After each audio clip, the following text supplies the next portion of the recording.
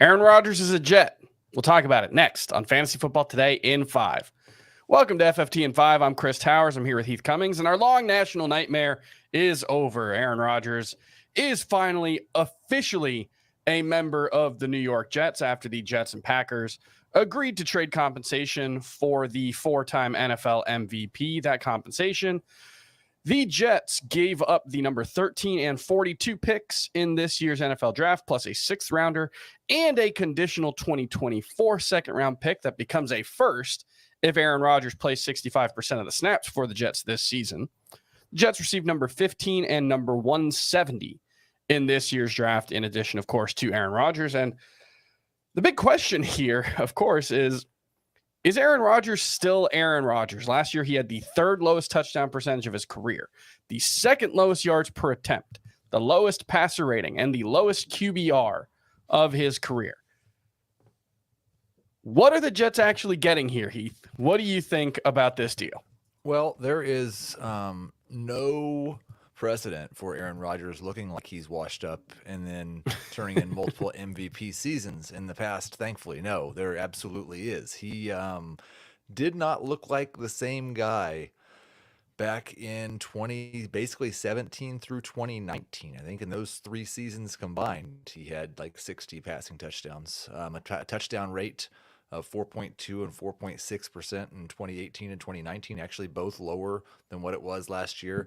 Mm-hmm. I don't think we have reason to believe that we know for sure what Aaron Rodgers has left. I'm always very skeptical to project a bounce back season for a player who is past their prime.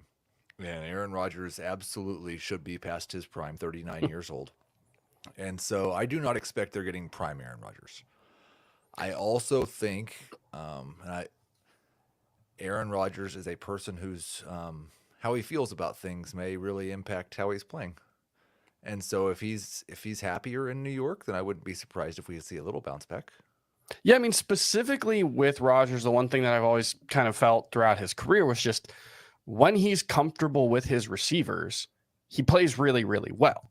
And I think the loss of Devontae Adams and the fact that he was primarily replaced by 2 very talented rookies in Christian Watson and Romeo Doubs, but 2 rookies, I think probably impacted how he played. And look, when you're talking about the Jets end of this deal, it's not just can Aaron Rodgers be prime Aaron Rodgers anymore. It's can Aaron Rodgers just be decent? And I feel really confident that Aaron Rodgers can just be better than what they had last year. If that might not be enough to make them Super Bowl contenders, but when we're talking specifically about how we feel about Garrett Wilson, I think he's clearly a top 12 wide receiver with Aaron Rodgers. I've got him at number 10.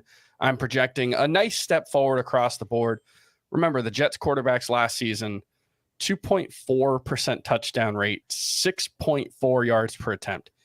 It would be hard to be worse. Where do you have Garrett Wilson ranked?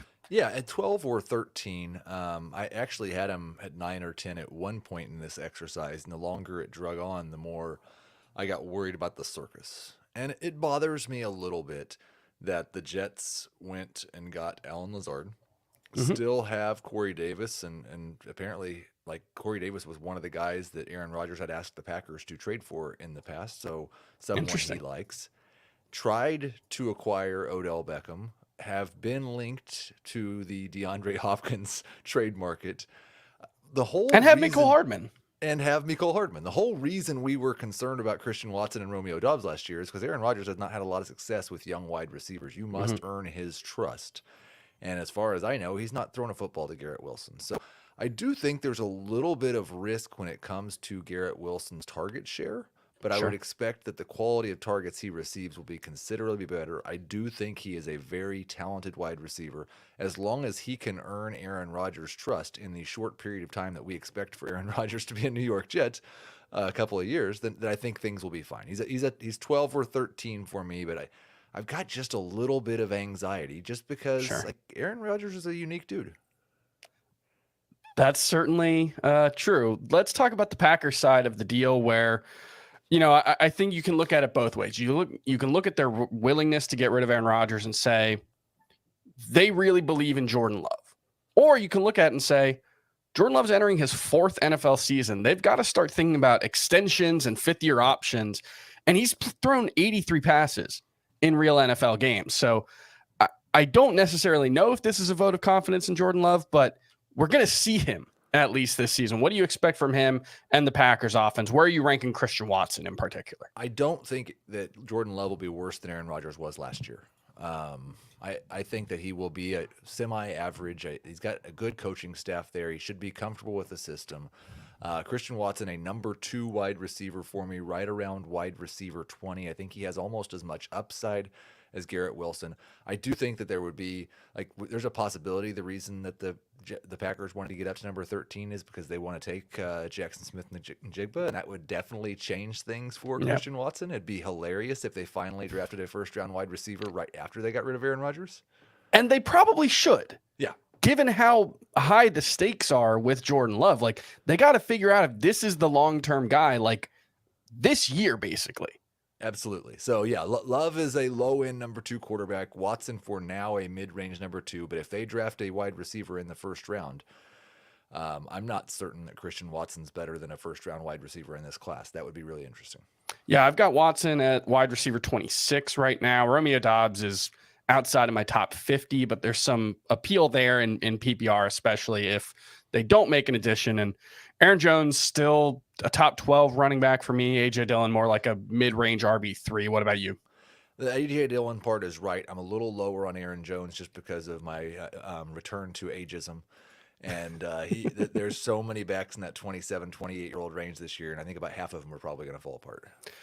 History would suggest that that's probably accurate. So that's going to be an interesting thing to argue about over the course of the offseason with Aaron Jones. And it's going to be really interesting to see what the Packers and Jets offenses look like.